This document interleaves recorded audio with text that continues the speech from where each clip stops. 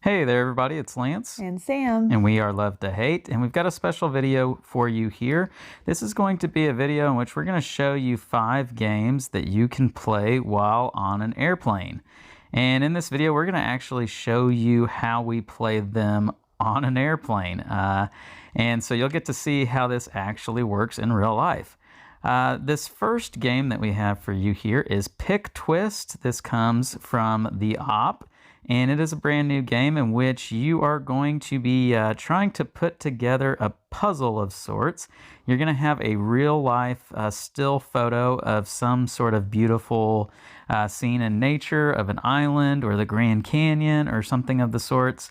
And that picture is going to be cut into 9 different tiles that you're going to be mixed up, turned different ways, rotated, flipped upside down, you get the idea, and rearranged in different spots. And it's up to you to play your cards to rotate those pieces and move them to the spots that they need to be, and try to be the person who puts back together your picture before everyone else. So Sam, what do you think about Pictwist? I really enjoyed this game. I think it is almost too big for the tray tables on Allegiant, at least. Yeah. But it did work and it did fit. And it's a really good game because there's not a lot. There are moving pieces, but they're contained within a specific area. Right, and as you can see, you're exactly right. The trays on an airplane are just slightly big enough to be able to put your 9 tiles that you're rotating and flipping around on the left side, and then the frame in which you play your cards into on the right side there. So it does work. It is quite a bit of a tight fit, though. Talk a little bit about what you think about the game. I like this game a lot. You do have to be a very visual person. I think the one I got confused on the most is, do I need to rotate left? Do I need to rotate right? I'm dyslexic and that, trying to figure out exactly which way you want to go. But I really do enjoy this game a lot. And I think it's a really interesting play on a puzzle, which, I think works for a lot of people because most people know how to play a puzzle. Right, and what makes this a game and not a puzzle are those cards that you can see there that we're playing. The green cards are going to allow you to rotate. Blue cards are going to allow you to swap pieces around, and the red ones, while there's only 2 of them, are going to let you do a combination of those 2 things together, and they're one-time use cards. And so you have to play these cards strategically into your frame, and where you place it in the frame, it is which piece in your puzzle that you're playing that card towards. Hopefully that makes sense, but you can see us as we're doing that. And it's a bit of a race game because you want to be the first person to do this. Each turn when you're done playing your cards, you're going to flip over that timer, and that gives everybody else 30 seconds to try and figure it out.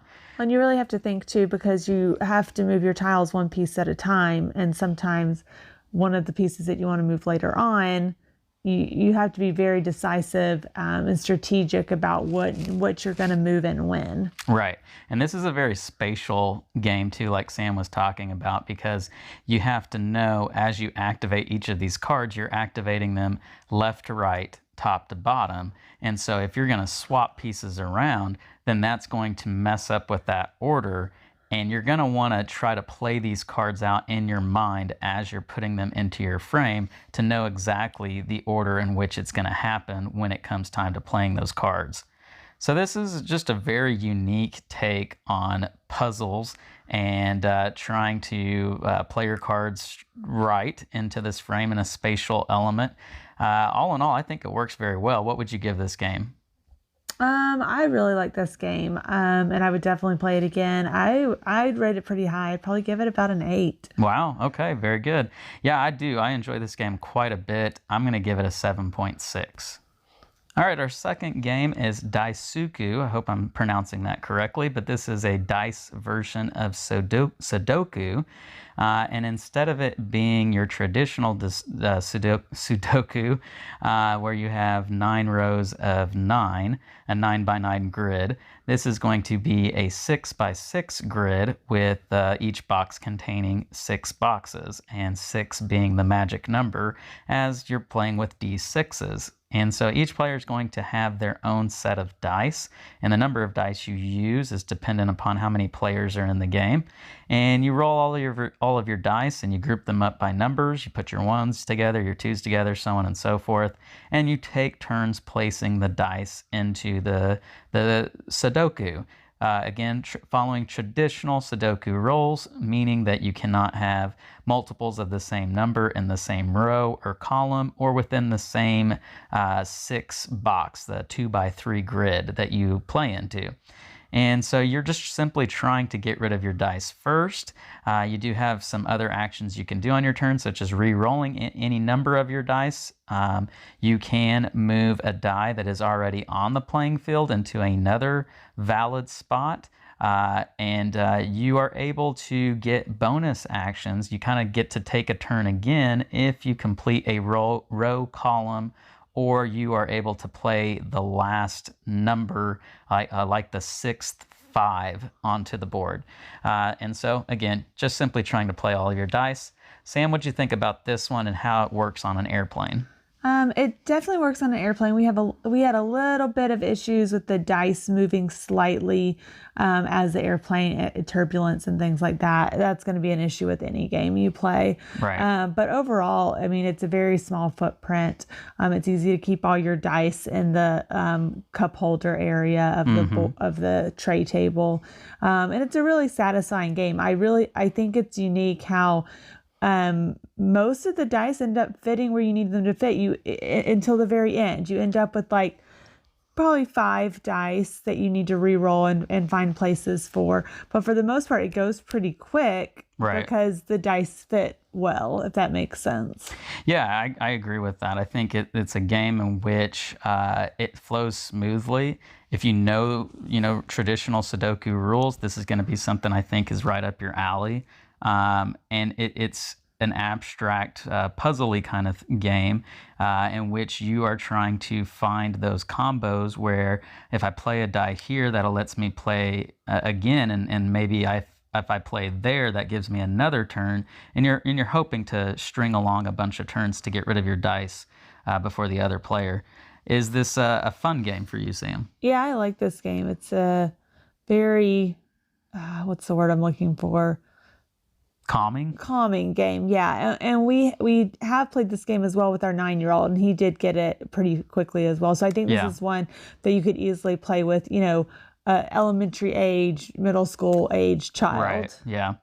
I enjoy this game because it rewards being observant and kind of surveying the entire playing field, and knowing, if I play here, then that opens you up to be able to place the 6th die in a row or column. So I don't want to play there, and instead I want to play here and try to make you play into that spot to give me the free turn. I enjoy that kind of aspect with games, and this has it, and that's really what this game centers upon, is that ability to be able to make your opponent give you the free turns rather than you giving them the free turns. So all in all, what would you rate this one, Sam? I like this game, and definitely see us playing it again. I'd probably rate it a 7.2. Wow, that's crazy, because I was thinking 7.2 as well. And as you all probably know, we don't talk about our ratings before we do these videos. So that's pretty unique that we came up with the same number for this one. All right, so our third game is a very, very popular, well-known game that's been around for quite a while. And the reason it's in this video is because this is the new 2-player version of this game, 2-player edition, where you have exactly the cards you need in order to play with you and another person. And while you can use the original Exploding Kittens to be able to play with 2 players, as it has instructions on telling you which cards to include and which cards to take out, this is just going to give you just the 2-player cards, which does beg the question, do you even need this if you already own the previous edition? And the answer is no, you don't need this. You can just use your standard edition of the game. But if you don't own it and you are only going to be playing this one with one other person, this does work, as it is a smaller sized game and it's easier to travel with. And so there you go with that info. But let's talk about how it works on a plane and what we think of this game. So as you can see, this is just a simple card game. You're going to be holding cards in hand, drawing from a deck in the middle, and placing cards in a discard pile in the middle. Sam, talk a little bit about how it works on the plane. I mean, it's a card game, so I think any card game where you're just drawing and laying them down is going to work on an airplane. And this is different than, war or Crazy Eights or something like that. I mean, but same idea. Any card game is going to work well on an airplane. Right, and you're holding majority of these cards in your hand, so it's not as though you're having to place them all over your tray table. You're either holding them in your hand or they're in one of those two decks, and so that's a nice thing that they're not likely to just slide all over the place or go flying all over the airplane.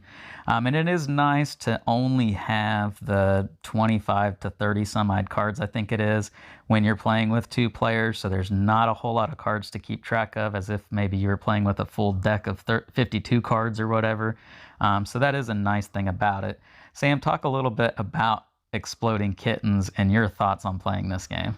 It's a fun little card game. I think that it's very luck based, what cards you're going to get in your hand. There's not a ton of strategy. You just need to make sure that you're not, drawing those, what are they called? The Exploding Kittens. Yeah, that would make sense, huh? Those Exploding Kitten cards. But overall, I mean, it's a good game. It's very easy to understand. Yeah, this is a game that I think anybody and everybody can pick up real easily. And it's the reason why it's been so popular, is because it is such an easy thing to grasp. And there is some fun in the excitement of drawing a card and not knowing what it is. And if it's an exploding kitten and you blowing up and being out of the game, I do think this game is better at higher player counts, as there are going to be more people that you're trying to knock off, and there's more competition to be the winner. So I'm kind of, confused as to why they would make a specific two-player version of this game, as I think this game is better with more people in it, and I don't know that it puts this game in its best light, if that makes sense. But as it is, you can play it with two players. You can purchase it specifically for two players, and as you can see, it does work on a plane with two players. So, Sam, what number would you give this game? It's one of my lower ones. I think I'd give it a 6.8. Yeah, I think this is a game that I felt pretty good about it when it first came out. It's been out for a while now. It's kind of cooled for me quite a bit. This is going to be about a 6.4 for me. All right, so our fourth game that we are looking at in this video is a game that ran on Kickstarter not too long ago, and it was a print at home, print and play roll and write game called Voyages. And this has been on the hot list on BGG, so I wanted to make sure to get this game into this video. As with almost any roll and write, that is something that could work very well being on an airplane. And as you can see with this one, I have laminated my sheets here, and we're using dry erase markers. That has not come standard with this game, as it is print at home, and so it's just going to be sheets of paper that you use pencils and ink pens with. But this is a game in which you are going to be rolling 3 dice. You're going to use one of the dice to determine which direction your ship is going to sail.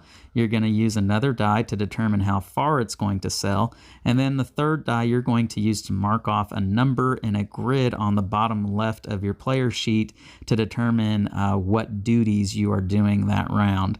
And so you're trying to sail your boat to different spaces on the player field, trying to pick up different items to sell when you get to islands. And generally, you're just trying to do things in order to get stars, because the first player to get to 3 stars is going to trigger the end of the game, and then you're going to just see who has the most points. So Sam, talk a little bit about what this is like for you playing it on an airplane. I definitely think laminating it and having the dry erase board was a great idea. It makes it very easy to play. I mean, you're only playing on this one board. So even if you didn't have a tray table Spirit Airlines. If you had a book or something to bear down on, you could play this game. Okay. I mean, I guess you have dice to roll, but you don't need a lot of space. You just need to be able to write on that. And you don't even need dice, quite honestly, because there are apps out there that you can download on your phone and use that as dice. Yes, because you're not placing them anywhere. Right, exactly. So yeah, I thought this was a great one to play on the airplane. I will say, in hearing all the directions and learning how to play it, I felt a little more overwhelmed with this game than the other ones. It definitely feels more like a real board game, if that makes sense. Okay. Whereas it's not something just made for an airplane. Not that any of them are, but this felt like something we would play at home. This is serious. This is a more dense game than the ones that we've shown you so far in the video, for sure. And what you're seeing us play on is the basic side. There is a more advanced variant that you can play that I have actually printed on the other side of these laminated sheets, but that is even more dense than the one that you're seeing here. And really, when we say dense, I do want to be clear that it's not a heavy game, but it is a game in which you do, as you're learning it, you're going to reference back to the rule sheet. There's more things going on. Yeah, for sure. Is it a fun game? Yes, I will say I was a little hesitant at the beginning. I didn't think that this would be one that I liked, but as you're moving and as you're hitting the islands and the little icons and things like that, and then you're marking off the numbers, as you understand the flow of things a little bit better, it is an enjoyable game. Yeah, and there's some choices here to make as you're rolling 3 dice and you're choosing how to use each of those 3 dice. You can quickly see how each player can take it in different directions. You know, you do have the sailors that are there in the bottom right of your score of your playing page to alter the dice, so you're not just stuck with the numbers you have. You can increase or decrease the value by using your sailors, and so there's some fun in that as well. Some choices to make when you want to use those. All in all, I thought this was a very unique, pleasurable roll and write experience that really, shows you just how great the roll and write genre can be and how it can work great in just about any environment, because if you can play it on a plane, you can play it anywhere. This is a game that works really well. All in all, what would you give this one, Sam? I would probably give it a 7.6. Okay. All right. 7.6. Yeah, I'm right there with you in the same ballpark. I'm going to give this one a 7.5. All right, so for the 5th and final game that we're going to talk about in this video, it's going to be Railroad Ink, and I specifically have the Shining Yellow edition. There are a few other editions out there that different colors. Mine is this Shining Yellow one, and this is a solo video. I played this one by myself. Sam did not want to play this one with me. She was taking a nap on the plane. I needed a break. And so in this game, this is another roll and write, as you can see. These are not laminated pages. However, this is how the game comes. You actually have these little player boards, and you're writing on the actual player boards themselves. And this is a game that can play up to 4 players.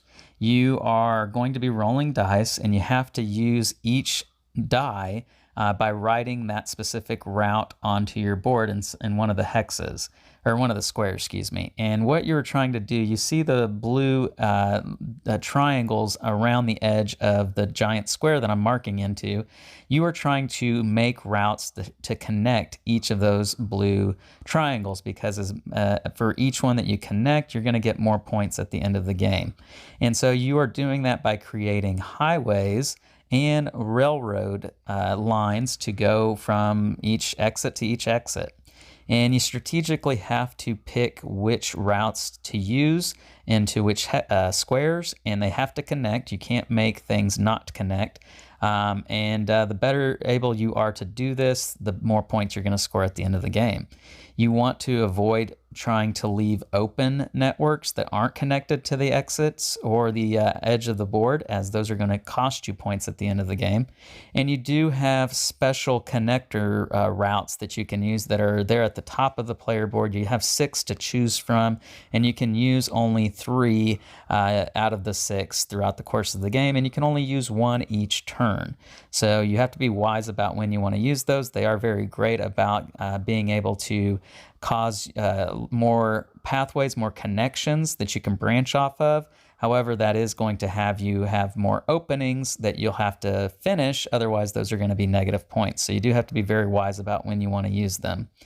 And there are other special places on the board that you're trying to get to. There are going to be some places that allow you to use the same dice more than once on a turn. There are going to be places that allow you to get to use those special connector tiles that I mentioned at the top of the board for free. They won't go against your 3 max per game limit. And then there are going to be other spaces that you are going to get more and more points for having gotten to more and more of those special spots on the board. All in all, this is a very enjoyable game as you are trying to just create a network of different routes that help you to get to all those exits, that also help you try to get to the end game goals that are on those cards that you can see there above my hand and above the dice that I'm using to write the routes with. And this game can branch off into several different ways. This is a game in which you're going to be creating a work of art in some ways, and you're not quite sure exactly how it's going to branch out into different ways. Each turn causes you to have to make new choices and to rethink about what you were doing the previous turn. And all in all, it's a very enjoyable experience. I really had a good time with this one. It's one that I think it plays well at the solo player count, as I had a great time with it here. But I do think it's one that can also be a very good time playing with 2, 3, or 4 players. As you can see, this is a game that works just fine being on an airplane. It's small, it's compact. You have your player board, you have 3 cards, and you have 3 dice, and that's it. There are expansions that you can play this game with that do come with more cards and more dice. I do think that is going to be a little bit harder to do on an airplane, but anywhere else, you're probably just fine playing that. And you're going to have a great time with that one. So that's Railroad Ink Challenge. It's a game that I'm going to give probably a 7.7 for in just the one time I got to play it here on the airplane. I want to play it some more just to see how great this game can be. So there you have it. That is our video on 5 games that you can play on an airplane. We hope you enjoyed this video. Let us know what you think and what are some games that you know can work well on an airplane. And maybe when we get on an airplane, we can try those out in the next time we're there. Make sure to like and subscribe and push that bell button so you get notifications of all our new content. I'm Lance. I'm Sam. And we are Love to Hate, where we try to bridge the gap between gamers and non-gamers. We'll catch you next time.